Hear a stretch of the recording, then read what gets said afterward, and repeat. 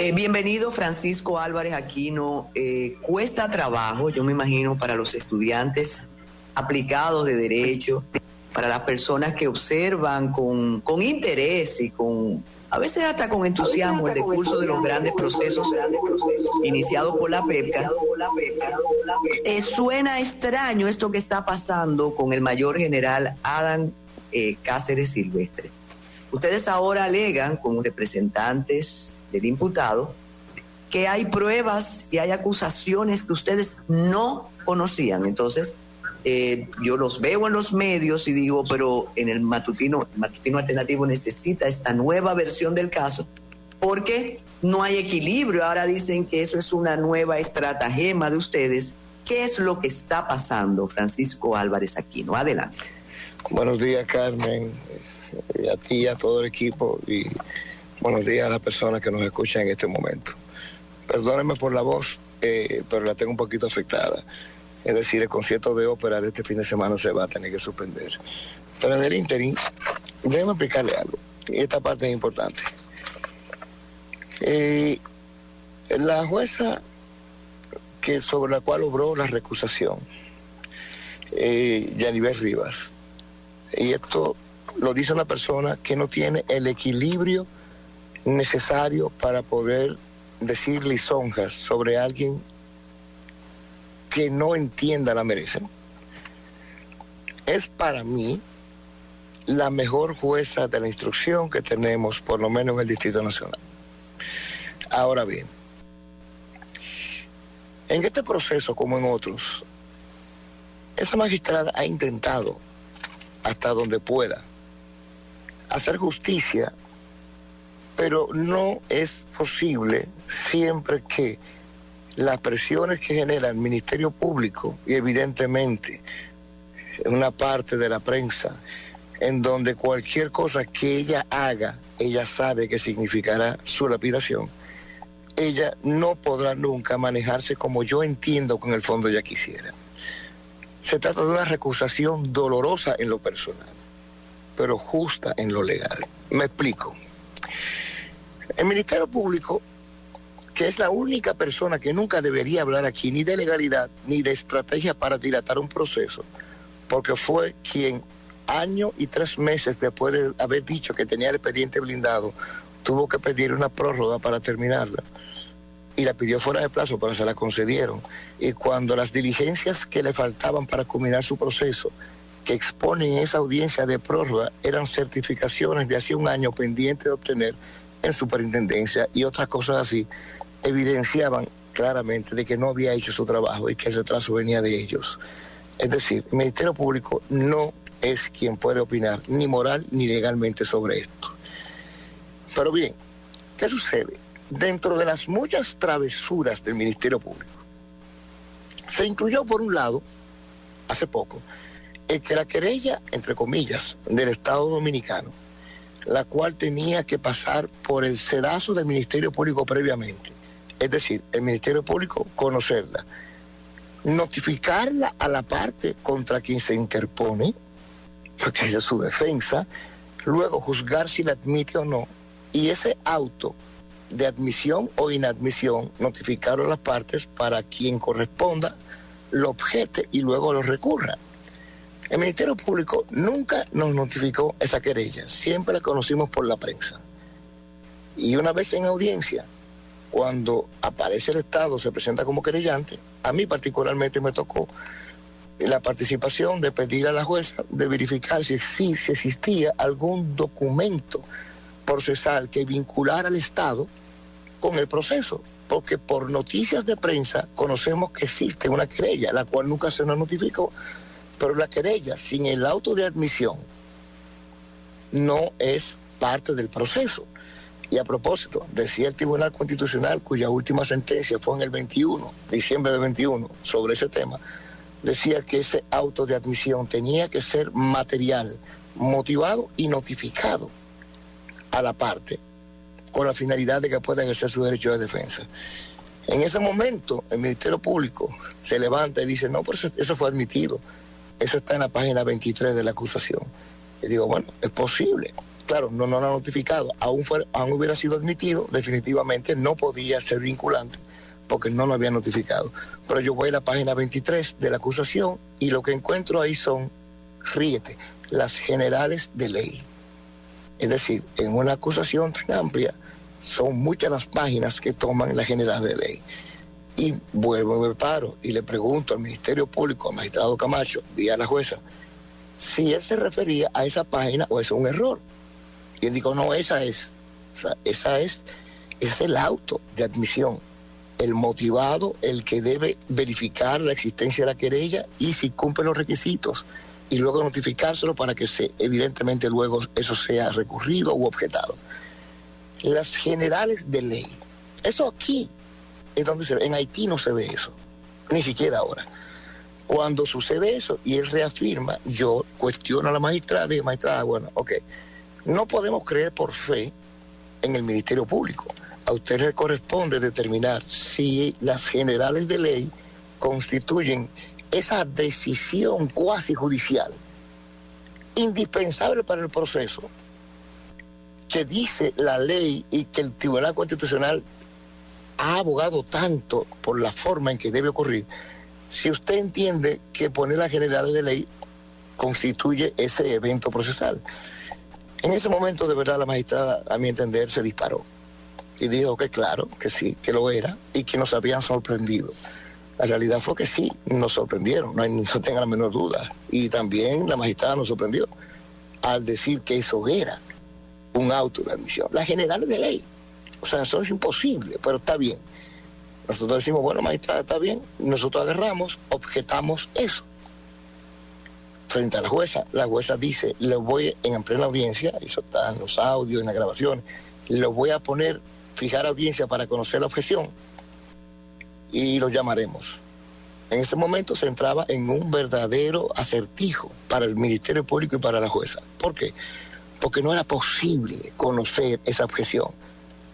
Simple y llanamente no era posible, porque nadie podía decir frente a un documento que la general de ley era una decisión. ¿Qué se hizo?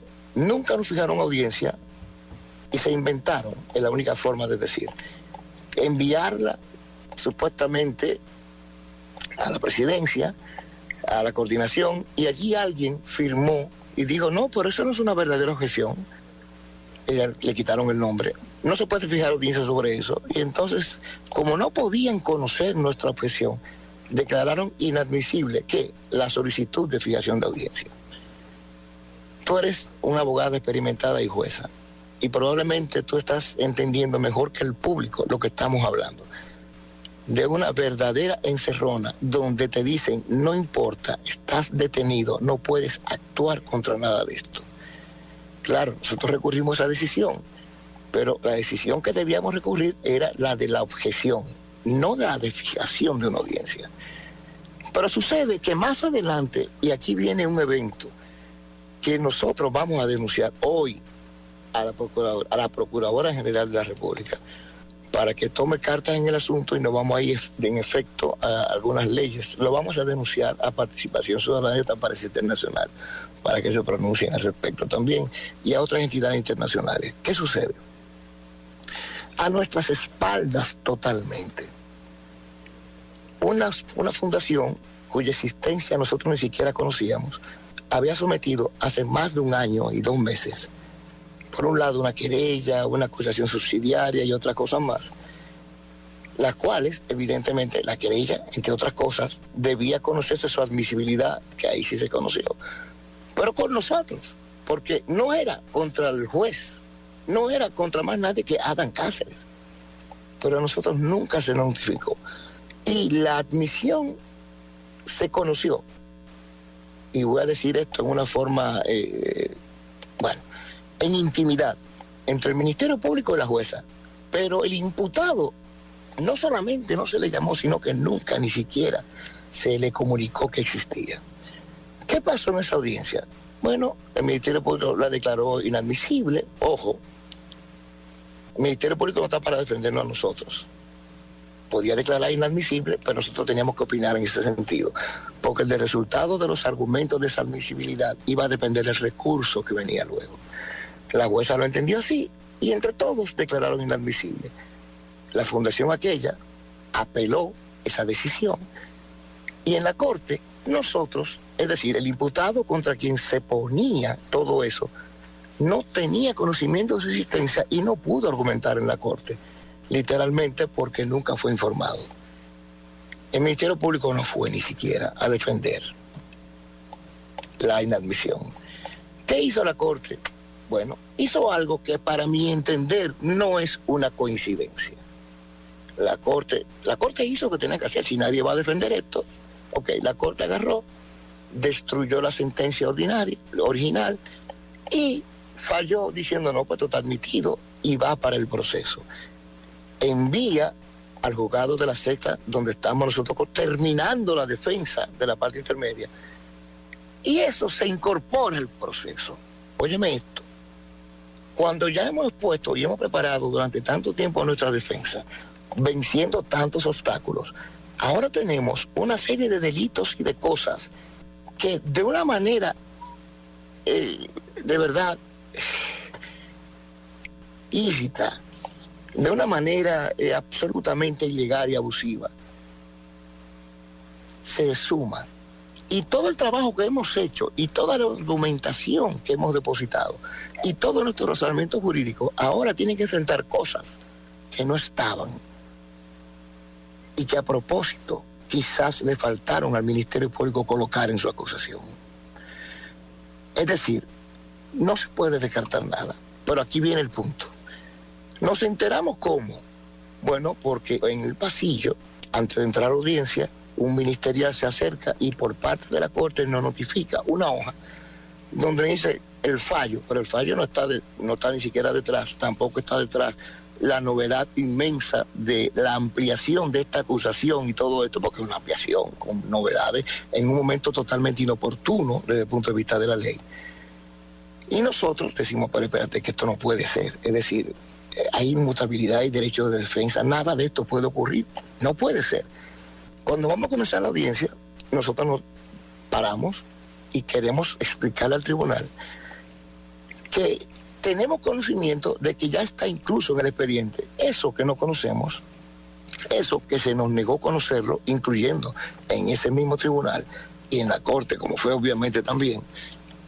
Y a propósito, que no podía seguir ese juicio, ni nadie poniendo medios de defensa, comprometiendo sus criterios sin antes conocer siquiera de qué se trataba aquella cosa, aquel objeto volador no identificado. La jueza dice, no se sigue el mismo ritmo, cada uno cabe su defensa y después le notificamos esto porque se pronuncia. Digo, no, es que la defensa es una. El ejercicio del derecho de defensa se circunscribe de una vez en un acto, o sea, de una actividad, y yo tengo que responder armónicamente todas mis cosas. A propósito, entre mi respuesta sobre esa cosa que todavía a día de hoy no conocemos, simple y llanamente no podíamos ni siquiera articular nada y quizás nuestros criterios a exponer en audiencia podían comprometernos de cara a ese objeto volador no identificado. Es decir, son cosas lógicas que en cualquier maternal o primaria se entienden. Sin embargo, la magistrada decidió que no, que había que seguir igual el patrón, que acabáramos eso y luego no iba a notificar eso. Entonces ella entendió que como no nos lo había notificado todavía, aunque admitió que ya era parte del expediente, no era necesario en ese momento porque no surtía efecto. No era necesario tomar ninguna providencia. En ese momento nosotros le contestábamos, magistrada, en primer lugar, no es controvertido ya la existencia de ese documento y que forma parte de la acusación.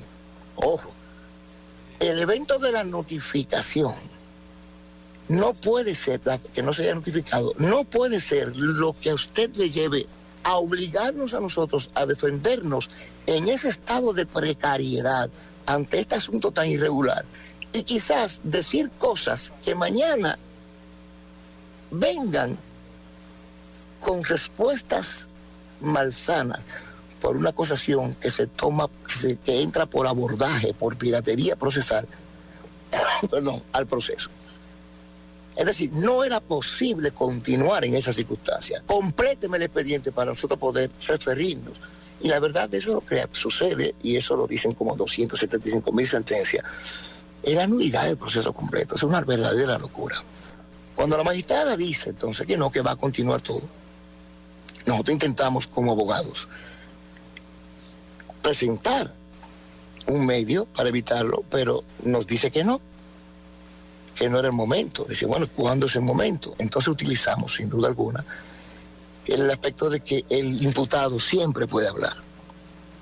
El imputado, que no es abogado, pero sabe más que muchos de los que participamos en esto, se paró, explicó su problema e hizo una petición, donde terminaba esa petición con la asesoría de mi defensa técnica. Los representantes del Ministerio Público que estaban ahí y que acuden mucho a la risa entre ellos con la finalidad de entorpecer o sacar de concentración a la persona que está hablando.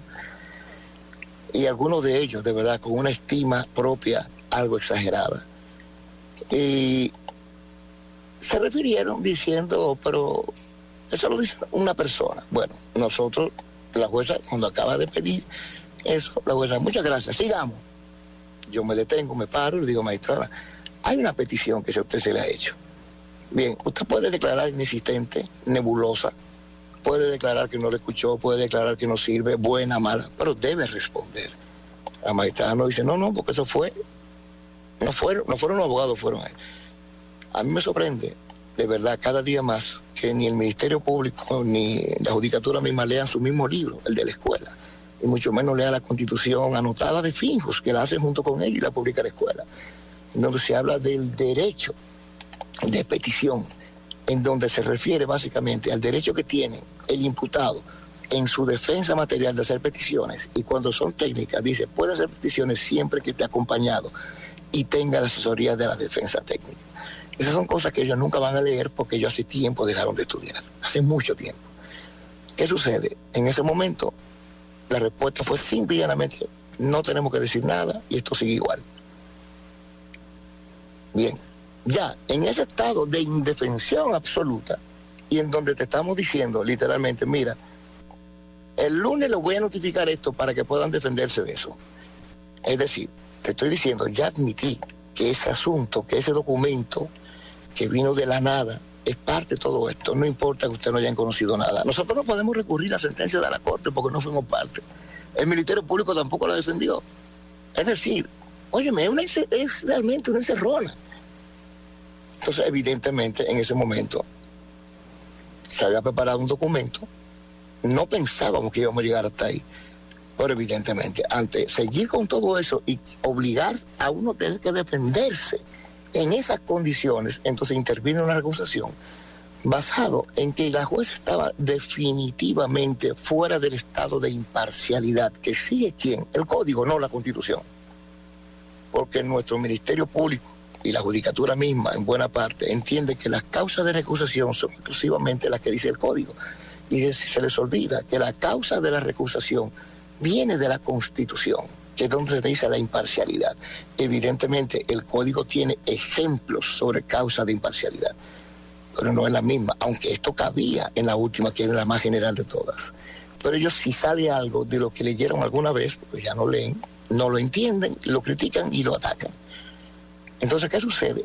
Alguien podía seguir adelante diciendo, está bien, magistrado, bueno, fusílenos, aceptamos todo esto que está pasando como bueno y válido, vamos a presentar nuestra defensa sin saber de qué nos acusan, sin saber de qué nos están acusando, vamos a presentar nuestra defensa sin verlo, sin tener un contacto material de un segundo con el documento, no importa, hay que echar para adelante.